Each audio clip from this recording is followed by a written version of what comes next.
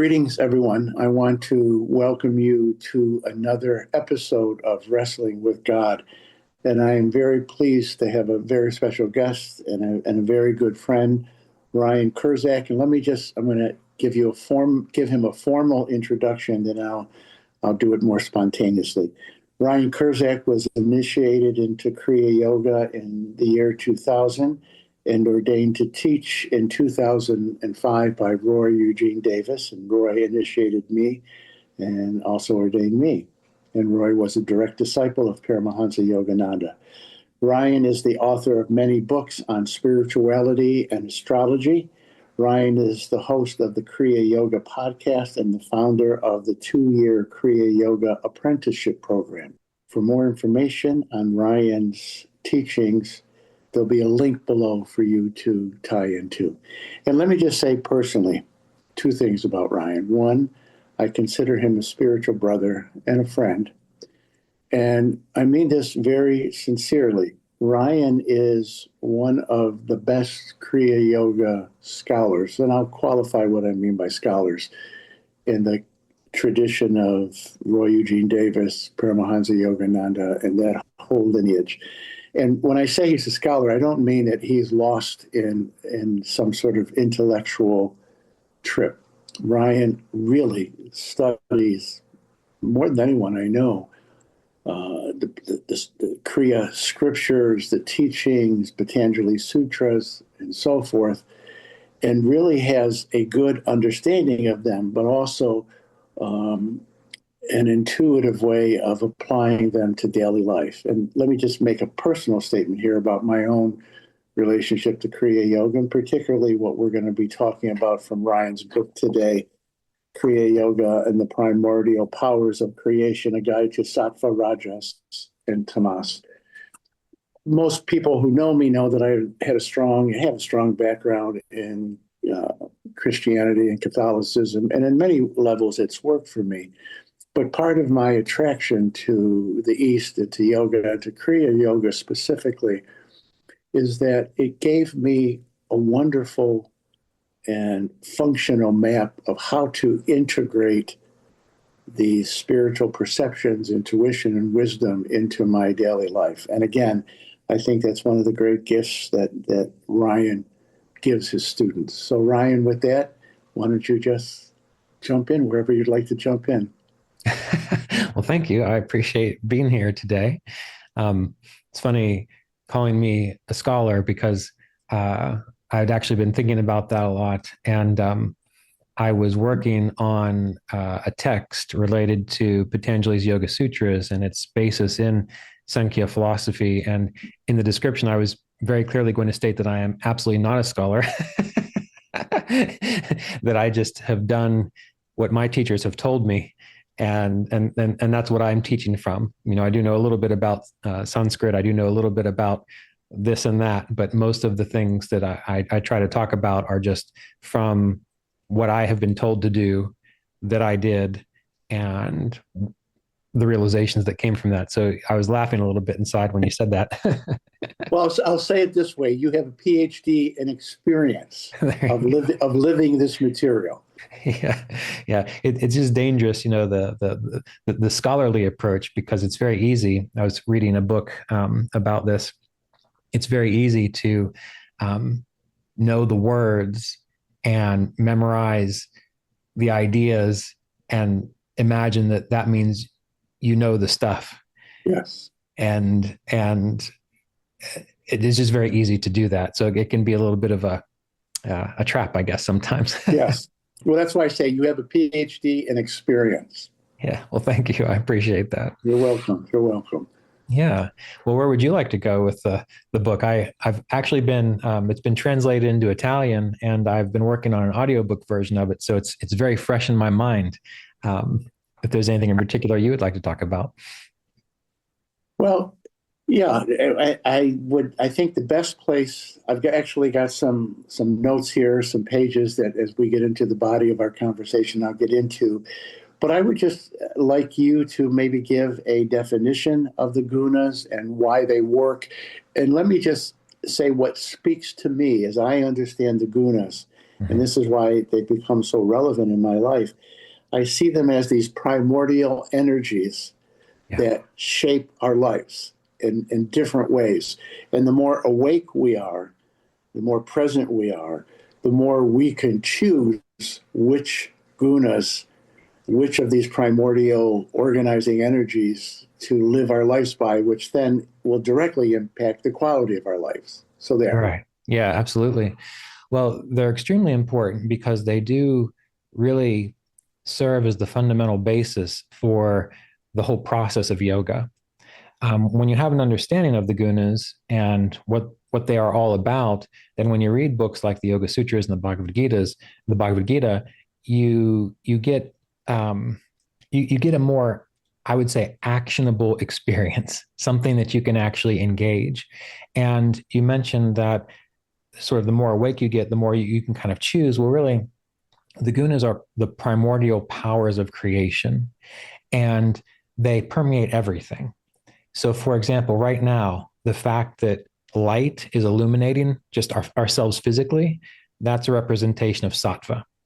The Yes. fact that our body is held together, like you're not changing that much, I'm not changing that much, our form is holding itself together. That is a representation of tamas. The fact that time is passing, that we are aging, that we can think, that things can change, that's an aspect of rajas. And when you start to see these things and you apply them to all the different levels of your being, and you incorporate the vision of yoga, the recognition is that ultimately, as human beings, as Sri Yukteswar talked about this, our process is to continue to move closer and closer to sattva, to light, to awareness, to knowingness. And that is a divine manifestation. Now, a lot of people get caught up and say, well, everything's divine. Well, kind of. But But there's different qualities of the divine. well, it's all a manifestation of nature of Divine Mother. So, for example, the heaviness, the form of Tamas, that is the physical embodiment of Divine Mother. The power of Rajas, that is the active, changing portion of Divine Mother. The Sattva is the luminous, illuminating, like angelic field of Divine Mother. And in the process of creation, there is, I guess, what you could call the self. It's hard to label. And you have Prakriti, which is nature, but that's also Divine Mother. These things interact. And from there, everything else forms. And so, in a way, everything really is an expression, like in the Bible, when it says, honor your father and your mother.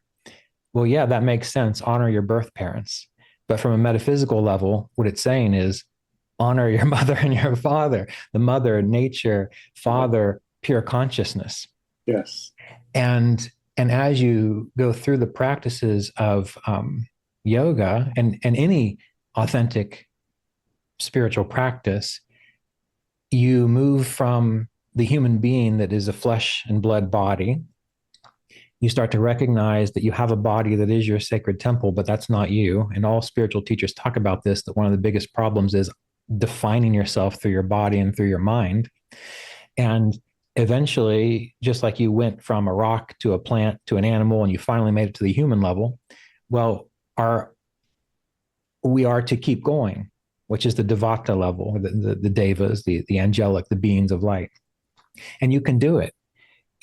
But if you have this framework of Sankhya philosophy and you have this understanding of the gunas, then you start to recognize, oh, well, what I have to do is live my life such that I promote more sattva, because the more sattva I bring into my life, the more light I become, the more light I understand, the more light I experience, and it just keeps going from there. Good. In that spirit, I hear people, often saying this, that, yeah, sattva is the ideal. And then, Rajas kind of gets, we need some of that, but it's really not that great. And then Tamas gets seen as always being bad or negative. Right. So can you just talk about the gunas in that context and how because I heard you say this at one of your talks, that like rajas, we're not, as long as we're in the body and we're in the world, we need that activating energy, but it has to be in the service of sattva. And even the tamas, as you were saying, it's what's holding our body together in some level of stability. Right. And the need to rest is, I think, in part tamas. Can you talk about the upside, the downside, but how they work together? Yeah. Ultimately, for the yogic practice to work, everything does have to be in service to sattva. Yes. So it's like, if you've got a lamp, well, the body of the lamp is your tamas, the oil is your rajas, and the flame is the light. And so in order to have that flame, the light, you have to have the body and the oil. But you have to be aware of the positive and negative qualities of each of these things. Like, so for example, in the Yoga Sutras, when it talks about those things which afflict us or define our awareness, one of them is sleep. And okay, well, how is that a problem?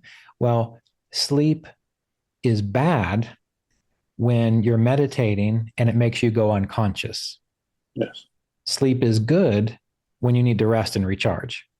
Yes. So, for example, to be in service of sattva, when you have to find ways to overcome the inertia of tamas that makes you go to sleep and unconscious in meditation. And then you also have to be able to tap into when is it appropriate to sleep and to rest, right? And so when you look at them from that, we'll say the appropriate standpoint, then it becomes in service to tamas. It's like, as a human being, you have to sleep, you have to eat, you have to do certain things. And the doing of the things, that is your rajas. For example, the word kriya is a synonym for rajas. Right. Means action. Right, because it's activity. And a lot of people, the trouble that we have in spiritual tradition sometimes is people say things like, oh, we'll just be present, just be here now. And okay, we'll just sit there and be here now and see what happens. Well, lifetimes will go by. And you will still be sitting there being here now in Tamas or Rajas or whatever. But if you can direct your activity using Kriya Yoga, chapter 2, what we know of Kriya Yoga, then Rajas, the reason the activity of Rajas is generating more light. Every activity then is dedicated to generating more light until eventually that's all there is. And so when you kind of can see things from that perspective, then you're able to effectively live your life wholeheartedly from the place of yoga, because all you have to do is ask yourself, is this action promoting light or is it not? And you choose the one that is. All right, so let me say it this way. I'm going to say something a certain way and see if it fits into what you're saying. And I'm going to use a phrase that is, I think, an aspect of sattva. I don't want to say it's interchangeable. It's just an aspect of sattva, but it works for me, and I think it works for some other people I know, that the tamas is in the service of the highest truth, beauty, and goodness. The rajas is always in the service of the highest truth, beauty, and goodness, that which elevates us, etc. And I'll paraphrase something from the Gita where Krishna says, even if you give me a flower in the right attitude or the right spirit, I will accept that, etc., and as a gift, so that we use the tamas and rajasic energies in the service of the sattva, and then that serves our evolution. Does that fit? Yeah, and what you said there was perfect. In the right, how did you say it? Like in the right, if I give a flower, you were saying with the right attitude, yeah, the right spirit. Yeah. So absolutely, then that's the key. Is it in the right spirit? And that's the razor's edge of yoga.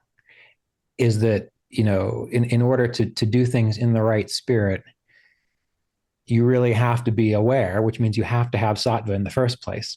Yes. Because if the sattva isn't there, then what happens? Well, then you get people who are doing things that looks like it's Right. good and right, but deep down there is actually a motivation which is rajasic or even tamasic. Yes. And so, it's an interesting thing, but I like that. Giving it, doing whatever you do in what you call the right spirit, that is ideal. I mean, you can even fight someone in the right spirit. Absolutely. Yeah. Thank you. Little aside, thank you for saying that. Keep going. But yes. Well, I mean, that's the way back in olden days, 1,000 lifetimes ago, I remember. No, I'm just kidding. Yeah. But when you're in a fight, when you're in a war, if the spirit was not to, pillage and destroy and whatever, if it was just to defend and you were doing it selflessly, well, then you're fighting in the right spirit. But the moment Absolutely.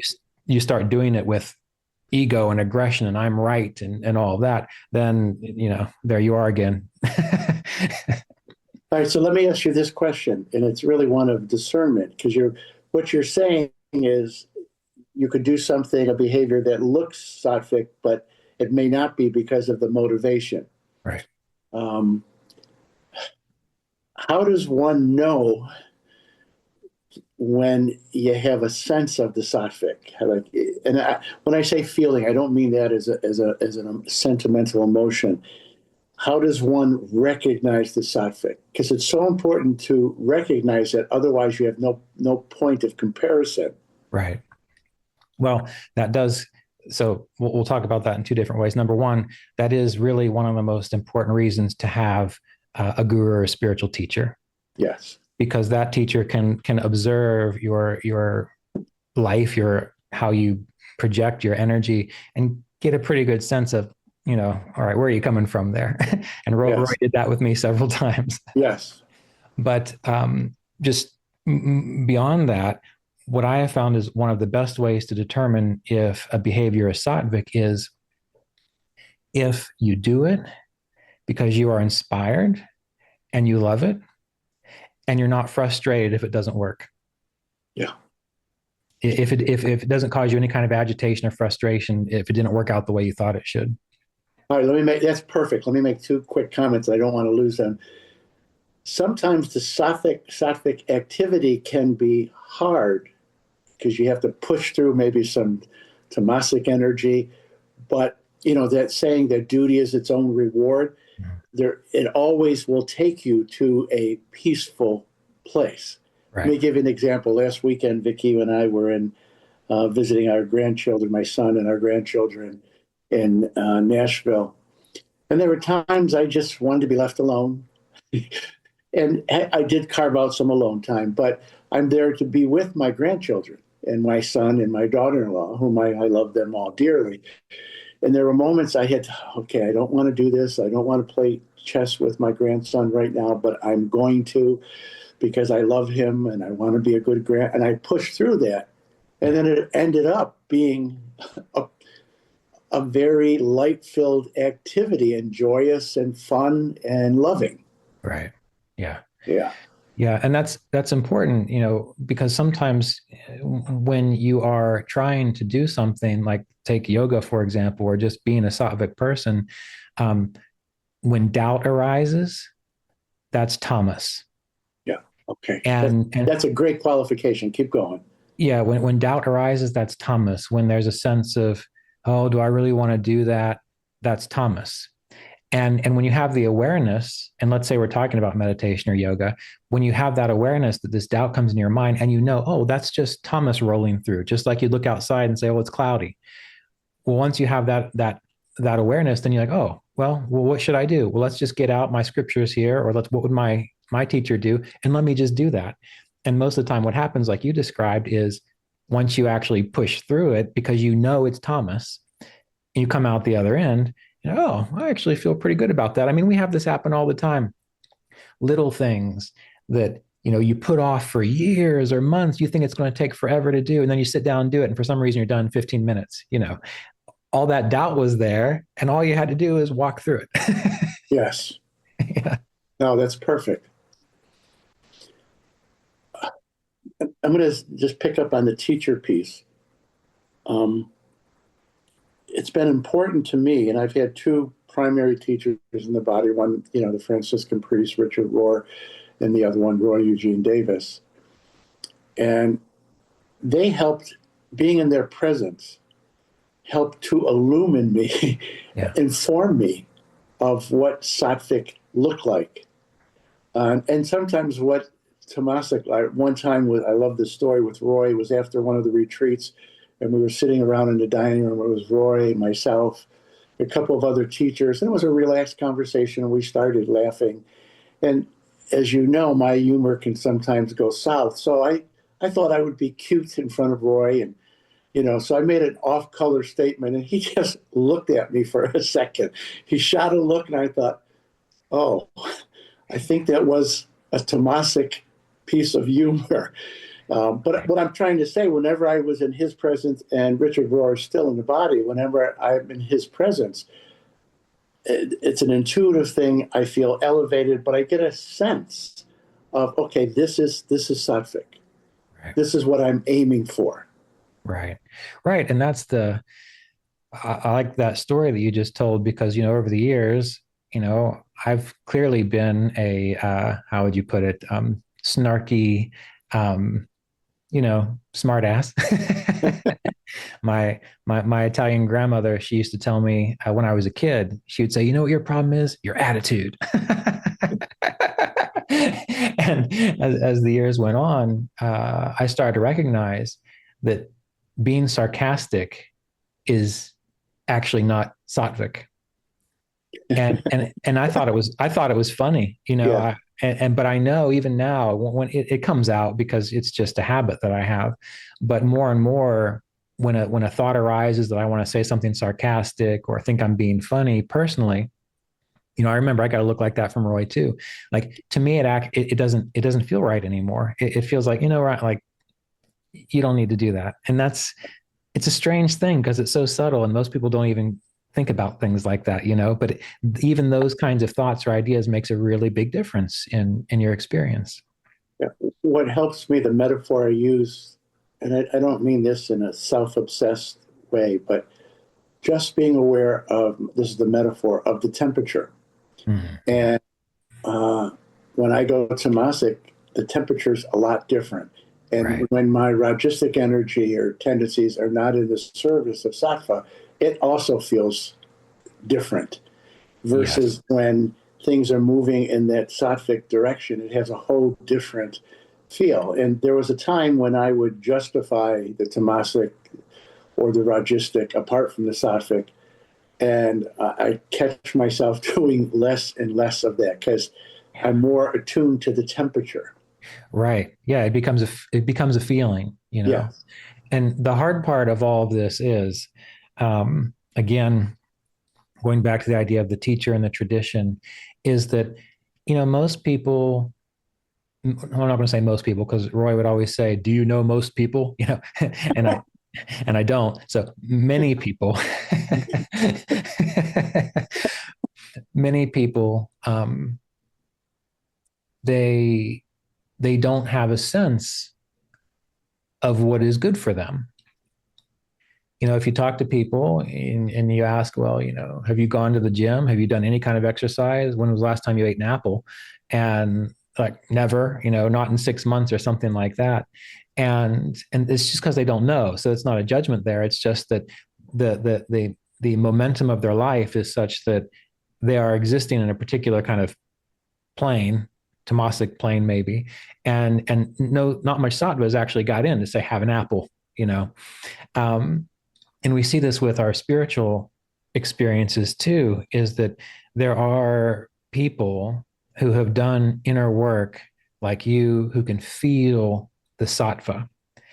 And if someone comes to you and they can't feel it themselves and you try to inform them or instruct them, it almost feels like you're being a domineering authority figure to them, because you're saying, do all these things, and they're thinking, why do you want me to be so good? And why to be. It has nothing to do with morals. It's just simply, Right.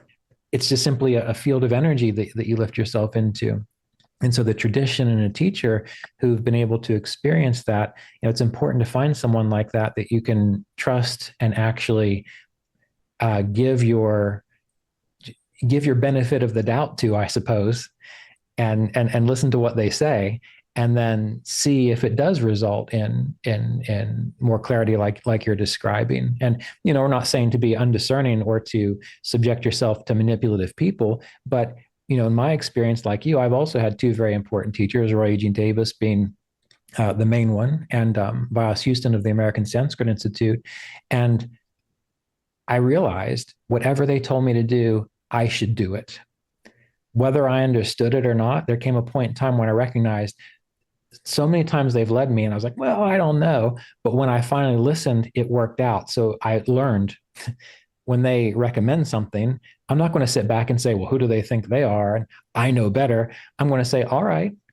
And then I'll go do it. And my experience has been, it has led to more sattva. It has led to more clarity, which in turn, I know you and I have had conversations about this before.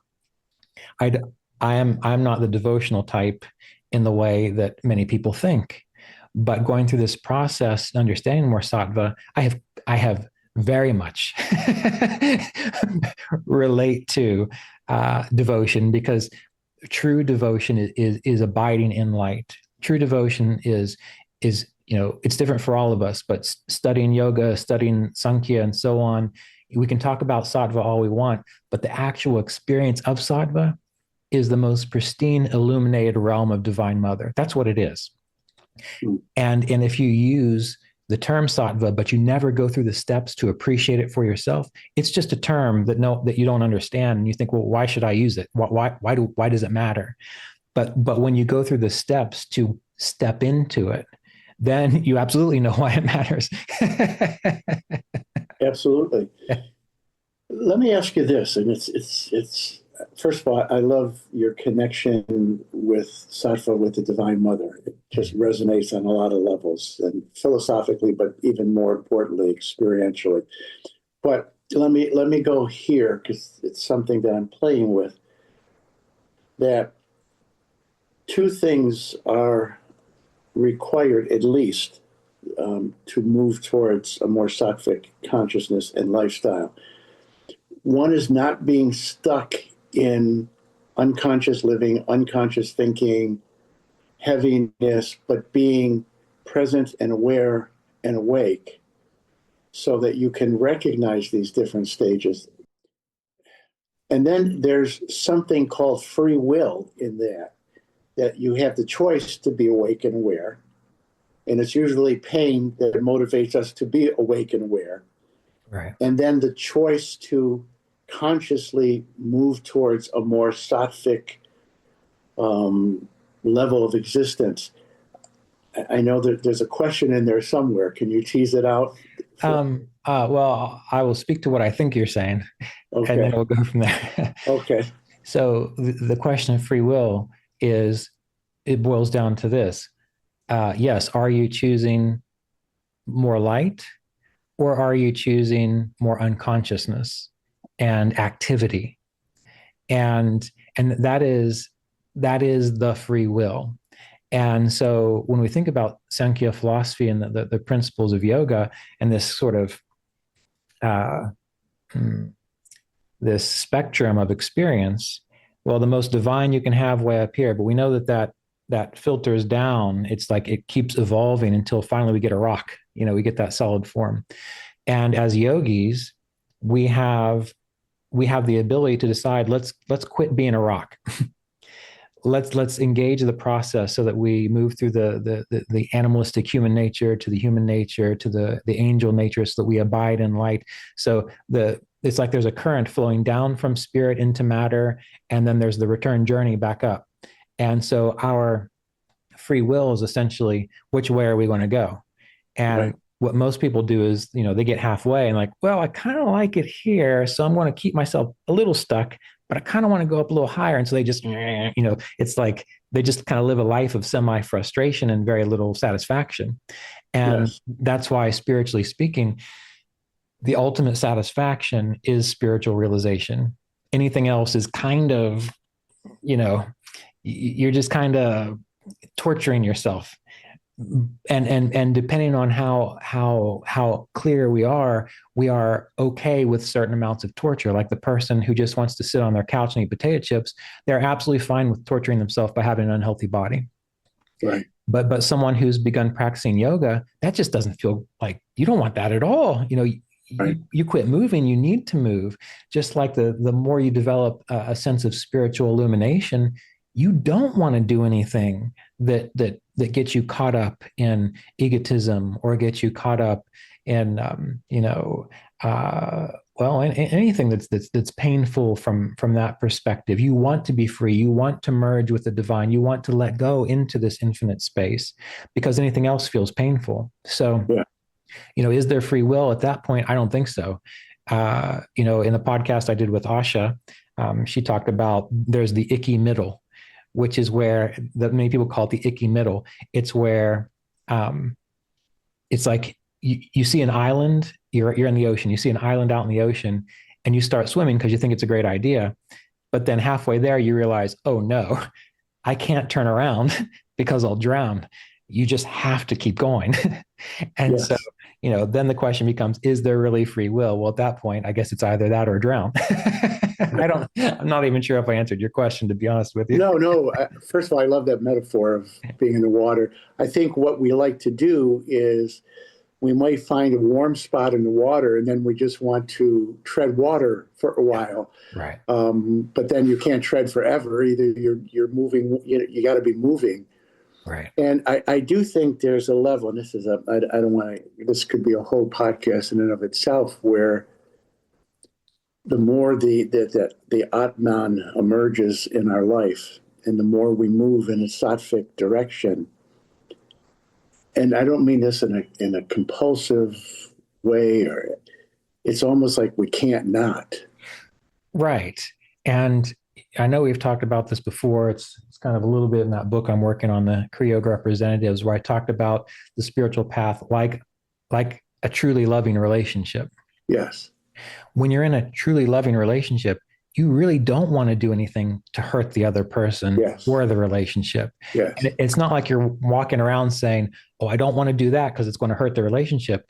It's the other way. You're just thinking Yes. about the things you want to do to support it, because Yes. there is love there. Yes. And so this is the difference. I think there's a like a barrier that people have to pass.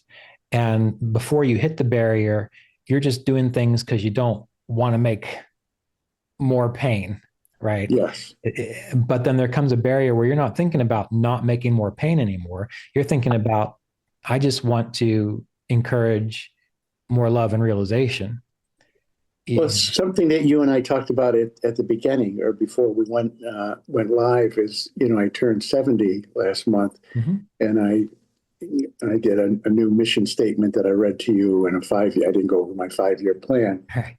but it's the essence of it, and I'm not saying I'm completely there. Is however much time I have in this body, I just want to be of service. I just want to be a light.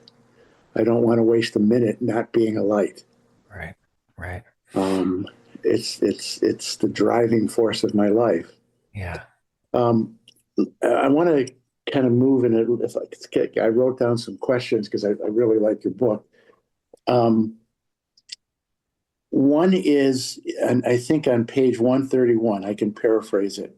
Okay. You talk about when it's under the of kind of karma yoga service under that heading, that when we freely give of ourselves and our time to any worthwhile cause, and I just like this term you use. You said there are sparks of sattva that awaken. And I love that term, sparks. Yeah. Sattva. Can you talk about that a little bit? Yeah. And that really just goes back to living in alignment with Sattva in the first place. And I've been thinking about this a lot because I've been redoing that book, the workbook for Kriya Yoga representatives. And I was talking specifically about, in order to be of service, truly, it has to be a sattvic motivation. And what that means is that you would do it no matter what. And as a teacher and as a representative, just to kind of go that way, like you're not thinking to yourself, oh, I should get this much money for what I'm doing. You're not thinking to yourself, well, if only, I have to have 20 people show up, or this isn't worth it. When you're driven by sattvic motivation as a representative of any tradition, you just want to give it. And if it works out that you are supported by that, great. If it works out that you're not supported by it, well, then you might go get another job so that you can still give it. You're not. Absolutely. Yeah. And in my own life, I've been extremely fortunate. Mr. Davis for 18 years, 17 years, I always wanted to just step into being a full-time Kriya Yoga teacher. And he would say, well, you still need to pay your bills. And so I served as a Vedic astrologer, and I served as a craniosacral therapist, and that helped me pay my bills. But there came a point in time in my life where I was able to move somewhere where my income was much lower, and I was just ready to absolutely do that. And he said, "Well, that sounds like a good idea." He affirmed to do that, and I try to tell people this, especially individuals who are interested in being Kriya Yoga teachers or a representative of a tradition. Don't make your teaching in any way influenced by finances or recognition, or I can remember many times teaching in a yoga studio that I set up to have an 8-week course, and no one showed up. And I sat in that yoga studio for the duration of every single session. I just sat there and meditated. I mean, that happened several times. and I knew that it was just part of my character building, I suppose. But anyway, to get back to the point about the sparks of sattva, is that when you are engaged and you're doing it selflessly, and you're not concerned about, am I being recognized? Am I getting paid enough? Whatever it is. Do people love me? Then your field gets lighter and clearer and brighter and bigger and so on. And Mr. Davis would always tell me, and I heard him tell other students this, when it came to being a representative, to live from your own consciousness, to don't try to make yourself into something that you're not. Actually feel deeply the experience of the self, and then whoever shows up, if it's one person, engage that. If someone gives you $5 for the donation, fine. If at the end they say, hey, can I have $5 to get back home? You give them the $5. So the whole idea is that you live your life, that you do the things that you do simply because it is an expression of your own light, your own awareness. And when you muddle up with anything else, well, then it quickly devolves into problematic things. Absolutely. Absolutely. I got a couple of other things from your book on page 129. Again, I'll just paraphrase. You talk about obviously sattva and living the yamas and niyamas. Yeah. And what happens when we do that, the cities, and this is never the goal, but these yogic powers, gifts kind of naturally unfold. That's right. Yeah, a lot of people kind of miss that, is that, a lot of individuals get hung up on chapter 3 of the Yoga Sutras that talk about the strength of an elephant and, like becoming the size of an atom, and all that. Yeah. But they miss the fact that when it's described, these yamas and niyamas, that they themselves have their own spiritual gifts. And yes. And you use that word, right? Gifts. Yeah. And that's good, because actually the chapter 3, the Vibhuti Pada, like Vibhuti doesn't mean like soul power. It kind of means like gift. Yes. And by living in this way, you gain these gifts so that you can be in this world, navigate the world, engage your rajas in service to sattva, so that you can continue to realize even more light, even more clarity within you. And those gifts build, if you look at the yamas and niyamas, they go in order. And the first one is harmlessness, which means harmlessness is the foundation of everything else. Yes. And from harmlessness, we go through all of these. And if you can really get a foothold with harmlessness, well, then you're able to step into the next phase. And if you get a foothold there, you can step into the next phase. And if you have a problem with any of those, let's say from harmlessness to Ishvara Pranidhana, devotion to God, if you can't be devoted to God, if it's hard for you, we'll go back to the previous one. If you can't do that one, go back to the previous one. If you can't do that one, go back to the previous one. So in a way, it's like a structure of like an exercise routine. If you can't do this exercise, do this one first. Yes. And in that way, it builds. And then starting with harmlessness, going through them, sattva builds till eventually you get to Ishvara Pranidhana, the last one. And at that point, sattva is so strong that happens effortlessly. So people who try to force devotion or act like they're devoted, quit. Just be honest with yourself. If you can't do it, don't do it. Just go through the steps and then you'll see it. Right.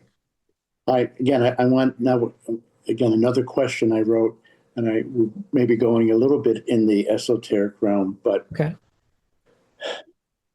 So there's an expression of sattvic at the physical level, eating an apple. Okay. At the ragistic level, it is, I'm going to do this activity, but I'm doing it for the higher good of someone else, something bigger than me, something selfless.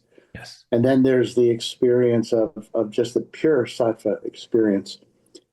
And I'm actually moving towards the causal realm because you said something that really caught me. What's the relationship, and not that I want to get caught up on the astral realm, but we'll just start there, of sattva and the astral realm in a beneficial way. Then I do have a question about the causal realm, something that you said, but I will get to that last. So are you asking what the relationship to them is? And how they inform each other. Right. So it is fascinating. Yes, we could probably do a whole podcast or class on this. So Tamas is the physical realm. Yeah. Because it's form, it's solid. Things change slowly there. Right. The astral realm is more related to Rajas because it's like pure potential. Like things can just manifest in an instant. Things can change in an instant. And it's also about subtle energy, which is exactly. Yeah. Even. Well, let me finish, and then I'll just back up here. And sattva is the causal realm because it's awareness. It's not about doing anything. It's like, for example, in the body, your senses are the sattvic things because they don't do anything. They just receive. Yes. Right.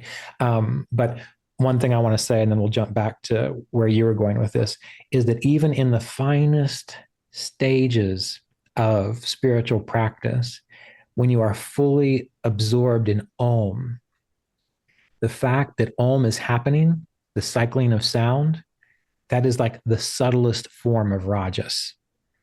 Even Om is Rajas because it is, you wouldn't be, if you couldn't hear it, it wouldn't be changing, which means it wouldn't be Rajas. Yeah. But the you that is the spirit, that is the causal aspect, it's that which is aware of that. And so that's why we're aiming to hit to the subtlest level of sattva, which is the seer, the awareness, the divine. Okay. So let me say where I was going, and you just inspired another question, but the term you used at the causal realm, and it just connected with me because I've always been a fan of Carl Jung, the psychologist, and he used this term a lot, that the archetypes are kind of there in the causal realm. It makes sense, but I never quite put it together that way. I don't know if you had comment about that or... No, I mean that, there are these, this is the thing, is that there are these principles of existence. Like there are eternal stuff. There's eternal stuff. Yes. And the closer you get to the causal, the more eternal that is. Yes. And so gods, goddesses, archetypes, things which inform the change, the transformation, the physicality, that is coming from those more refined levels, of experience. And is it safe to say that because of karma, etc., so for example, and I think this is an example of an archetype, you and I think the archetype of the teacher is a strong one for us. I, I think of my wife and the archetype of and I don't mean this in a subservient sense at all, but the archetype of, the karmic yogi, the servant, the lover, is really strong in her. So that the way that the soul, the Atman, will manifest is through some of these archetypes in our life, and then they take form. Right, right. And when you look at it from the yogic perspective, or I guess we could even use the Christian perspective here, that archetype of teacher is Ishvara, Yes, or feminine Parmeshwari, the goddess. But that, from the Christian standpoint, is the Holy Spirit. yes, And in the Yoga Sutras, it discusses how that field of awareness, that field of radiance and light and nearly pure sattva, is the teacher of even the ancients. And that's why in yoga, when they use the term Ishvara, we can think about it in the way we classically do, but really what that term means is your personal kind of representation of the divine. yes, And so that exists eternally. And as yogis, we are, and even as yoga teachers, what we are really doing is just redirecting people back to that, in a way, archetype itself. yes, And then in that space, Ishvara is beyond time, is beyond space, is beyond karma. Then that naturally pulls us into a more sattvic state. And as Sri Krishna would say, that is when you are anointed with the Holy Spirit, when yes. you are attuned to that, when you are living from that. And the more I personally practice, the more of a fundamentalist I become. Oddly enough. And I know what you mean, but and I agree, can you just say, because I think that's very practical at one level. Yeah. Can you say something about that? Well, I was like you, well, maybe not quite like you, but I was raised Catholic.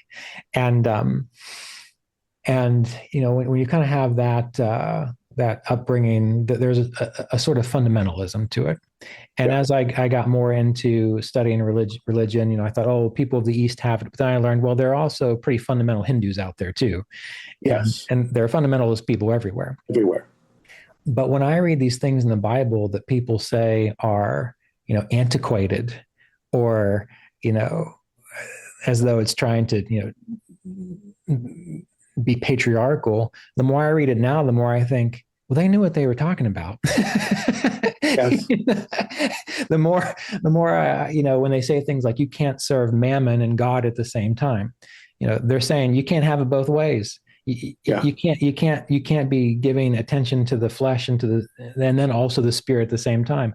Well, the Yoga Sutras say that too. They say you can't be aware of the seer and all of this at the same time. They say you got to look one way or the other. So, Yes. so the older I get and the more I practice, the more I start to realize, for example, the idea of being a swami. I feel that is a very, uh, I feel that is a very uh, important thing, because the idea of the swami is you actually let go of everything. What Yes. do we have? What do we have in Christianity? You give up your wife, your son, the story. You got to give it all Yes. up. Well, Yes. that's what a swami is doing. And people who say, oh, well, you can have it all and God. Okay, go ahead and give it a shot. You know, one of the wisest practical decisions I ever made was to marry Vicky. I tell her on a daily basis I won the marriage lottery. But there's an important qualification. When we were first married, people would ask me this, well, are you happier? And I would say I'm better off, but I'm not happier, because I didn't marry her to make me happy. Right. My happiness is in God. Now, we're well suited to each other. We serve each other's spiritual evolution lovingly. She makes my life better. Right. But I didn't marry her to find God. I didn't marry her to find happiness. My marriage to her is within the context of my spiritual life and my spiritual practice, not the other way around. Right. Right. Yeah. You had a statement you made. I forget it was in one of your Instagram videos, but you were talking about sort of the transactional nature that people have with Yes. God and with spirit. Yes. And you cannot have a No. transactional nature. Yeah. It's not going to work. You can try to talk yourself into it, but and that's the difficulty. That is an extreme difficulty in our culture with the sensationalism and commercialism and transactionalism of the spiritual path. Yes. No. If you're going to do it, there is a there is a blueprint for it, and the yogis know it, and the monks of the Catholic and nuns of the Catholic traditions know it, and none of them. There's no glorification of the person, Yes. Yes. and that's a hard thing to swallow because a lot of people come to yoga because they're tamasic and they just want to feel better. Yeah. And so Rajas gets involved. And the problem is when Rajas takes over and no one ever calms it down to help it move more fully into Yeah. Sattva. But it's one of those things that, it's just like growing up and becoming an adult and realizing, wow, I actually do have a whole lot more agency and freedom if I pay my bills on time, if I take care of my body, if I go to sleep on time, versus the 20-year-old says, "Oh, that's just so lame." Yes. It's like it's the same thing spiritually speaking. There comes a point in time where you recognize, oh, kind of giving up my attachments is actually better in the long run. Yes. It makes me happier, not in that superficial sense, but in this sattvic sense. Yeah. It's life just becomes purer, and everything becomes purer, even your emotions. And I'll just make a connection in terms of this transactional piece, and then we'll move towards a wrap up. But Sure. some of the Christian, Catholic, Orthodox monks talk about loving God in a disinterested way. Hmm. Like it's loving and another person. It's loving for the sake of loving, Yeah. period, Right. and not what I can get out of it. Yes. And you're right. I know I started out in the spiritual path because I didn't want to suffer anymore, and that was okay. But more and more, it's like, okay, it's not about not wanting to suffer. It's about what is the most loving, honest, and truthful thing I can do in this moment. Right. Love God for the sake of loving God, and not what God's going to give me back or the guru, however we personify, Right. And that's sattva. the sattva. That's sattva. That's the Holy Spirit. However you want to spin it or say Yeah, it or apply it, like that's the thing. And that's the whole purpose of our spiritual path. yeah. And I just want to get back to this whole thing about being a fundamentalist. There's an unenlightened way, and then there's an enlightened way where it's really not fundamentalism, where you just realize that there are basic truths, Yeah. and it's just true. Right. Right. And when I give myself over to the truth, life goes better. Yeah. It's a funny thing. Years ago, a guy came to me, and he wasn't part of Kriya, but he was on a spiritual path, but he wanted to have an affair on his wife. And I said to him, "What about the commandment, thou shalt not commit adultery?" And he said, "Oh, that still counts." Right.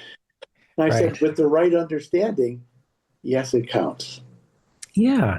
And what you were just saying there, kind of to tie it back in, the healthy fundamentalism or the non-healthy fundamentalism, like that it's unhealthy when you're upset that not everyone's doing what you want. It's not healthy fundamentalism when you're upset because not everyone sees it the way you see it. Yes. It's healthy fundamentalism.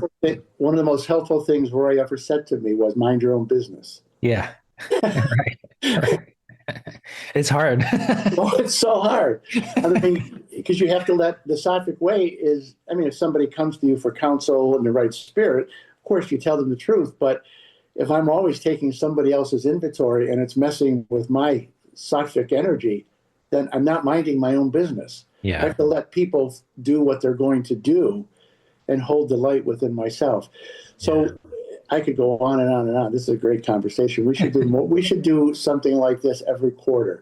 All right. That's fine. Seriously. So how would you like to bring this to a conclusion? Oh, geez. All right. How can we bring it to a conclusion?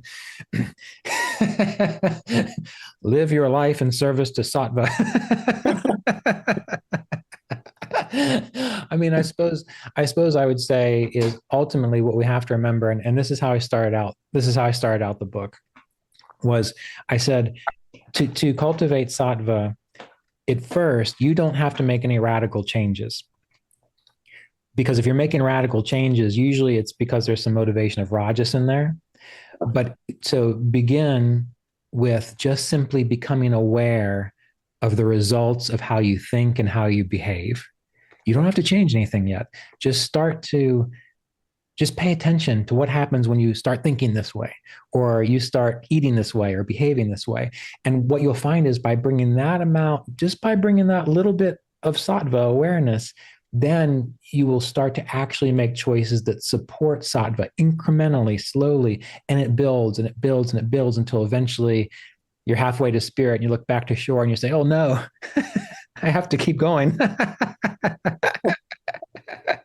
So I suppose the other thing I would say is don't start unless you're going to try to finish it. Otherwise, it's going to be really frustrating.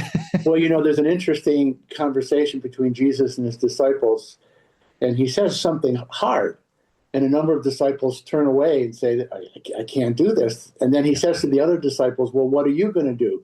And then Peter speaks up and says, where else are we going to go? Nobody else has the way, the truth. Like, I'm not happy right now. This is not easy, but I'm screwed if I go anyplace else. So I'm here. Yeah, I love that. That's wonderful. Yes. So Ryan, this has really been wonderful. And I know we're both very busy, but really, if we could do one of these every 3 or 4 months, because I just selfishly love these conversations. It's a good way for us to connect. So we'll talk about that. Absolutely. Just give me a couple of weeks notice. Yeah. I encourage people to get the book. It's really, really good. Okay. Ryan's not a scholar, but he knows what he's talking about from experience in Kriya Yoga, and particularly in relationship to these primordial organizing energies, the Gunas. Yeah. Thank you, Ryan. God bless you. Yeah. Peace. Peace.